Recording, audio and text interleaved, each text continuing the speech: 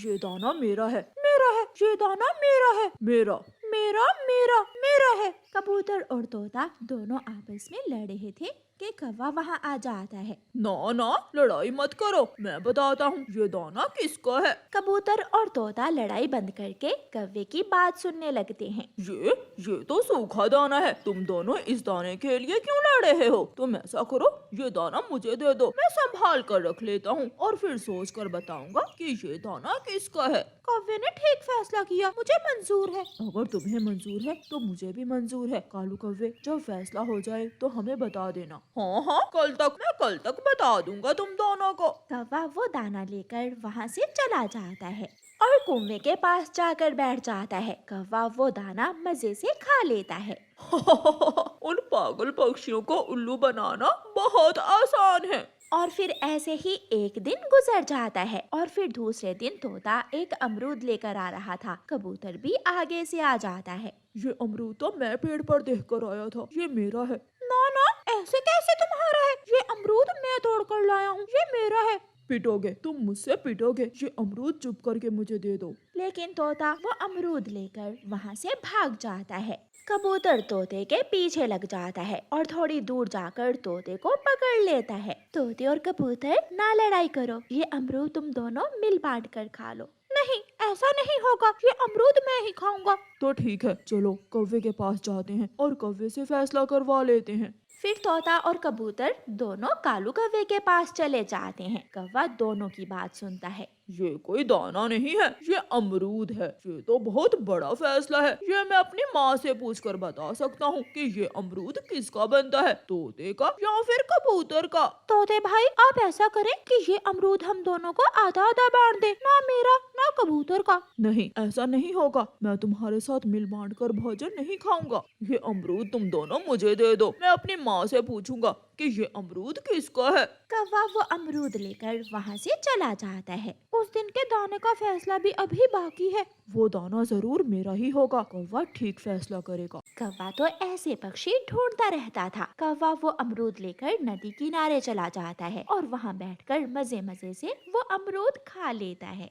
दूसरे दिन कबूतर कौवे के पास जाता है। कौवे कौवे, अभी तक दाने और अमरूद का फैसला हुआ या नहीं? दाना तो तोता ले गया। मैं अभी फैसला कर ही रहा था कि तोता मुझसे दाना छीन कर ले गया। तोता अब कुछ ज्यादा ही बढ़ गया है, मैं छोड़ूंगा नहीं उसे। कबूतर गुस्से में भागता है और जाकर तोते को मारना शुरू कर देता है। बचाओ बचाओ, मुझे बचाओ। रानो चिड़िया शोर सुनकर भागी भागी वहाँ आती है। बता बता, कौवे से दाना लेकर क्यों खाया? अभी तो कौवे ने फैसला करना था। कबूतर, शर्म करो, तोते को छोड़ दो। मैंने तो कौवे से दाना लिया ही नहीं। वो कालू कौवा तुम दोनों को पागल बनाकर तुमसे भोजन लेकर खा रहा है। अगर तुमने कौवे से दाना नहीं लिया तो उसने मुझसे झूठ क्यों बोला? ये बात तो कौवा ही बता सकता है।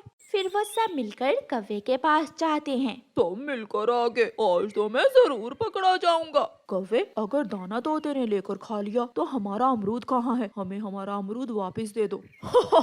अभी तक माँ ने फैसला किया ही नहीं कि अमरूद तोते का होगा या कबूतर का। हम सब समझ गए हैं, तुम हमें बेवकूफ बना रहे हो। कबूतर और तोता कौवे को पकड़ने लगते हैं, लेकिन कौवा भागकर ऊंची शाख पर बैठ जाता है। जब तुम जैसे पागल पक्षी आपस में लड़ाई करते हैं तो फायदा मेरे जैसे चातर कौवे ही उठाते हैं। वो दाना भी मेरे पेट में है और वो अमरूद भी।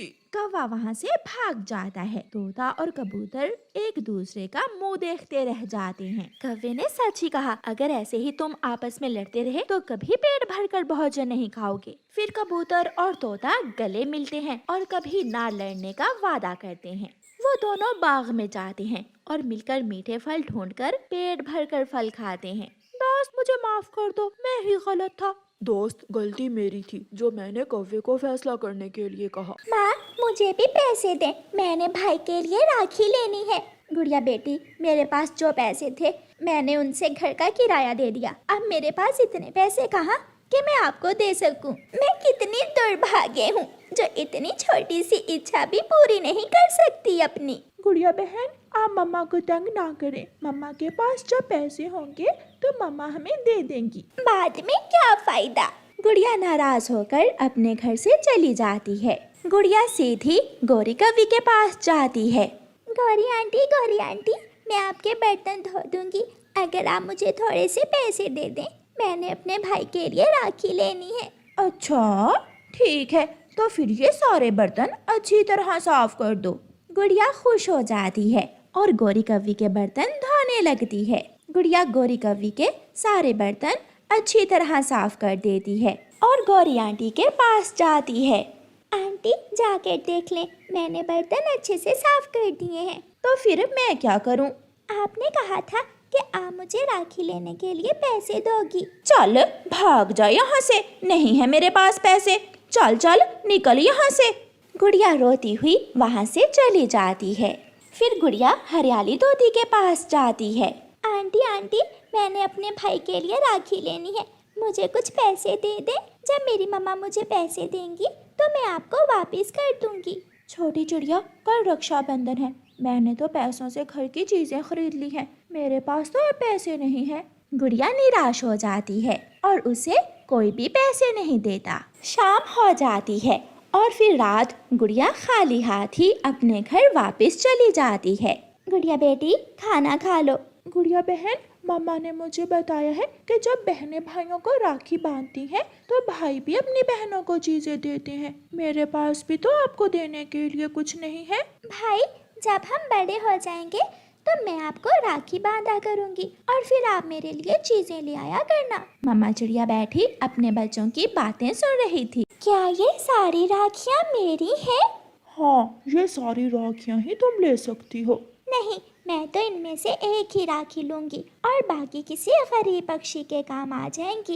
ये वाली राखी आप मुझे दे दें, मैं यही लूंगी। गुड़िया बेटी, क्यों शोर मचा रही हो? सो जाओ बेटी।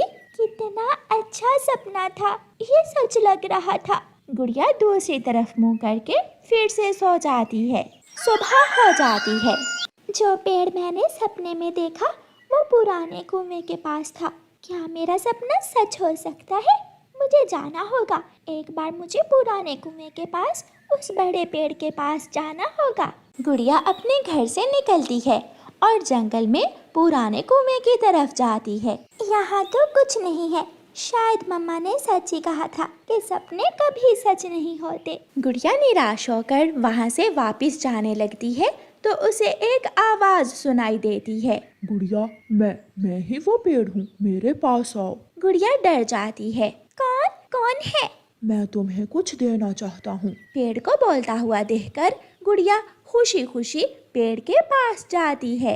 अपनी आंखें बंद करो। फिर गुड़िया अपनी आंखें बंद करती है और उस पेड़ पर पत्तों की जगह राखियां ही राखियां लग जाती हैं। क्या अब मैं अपनी आंखें खोल लूं? हाँ, तुम अपनी आंखें खोलकर देख सकती हो। गुड़िया अपनी आंखें खोलती है तो खुशी से उसकी चीख निकल जाती है। मेरा सपना सच हुआ। इस पेड़ पर तो इतनी सारी राखियां हैं। क्या मैं यहाँ से अपनी पसंद की राखी ले सकती हूँ?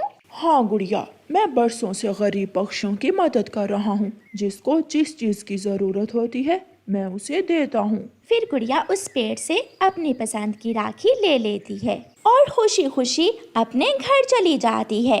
मम्मा, भाई, देखे, मैं आपके लिए राखी ले आई हूँ। मेरा सपना सच हुआ। अपनी बेटी को इतना खुश देखकर मम्मा चिड़िया भी खुश हो जाती है और गुड़िया अपने भाई के पंख पर राखी बांधती है। दोनों बहन भाई बहुत खुश थे।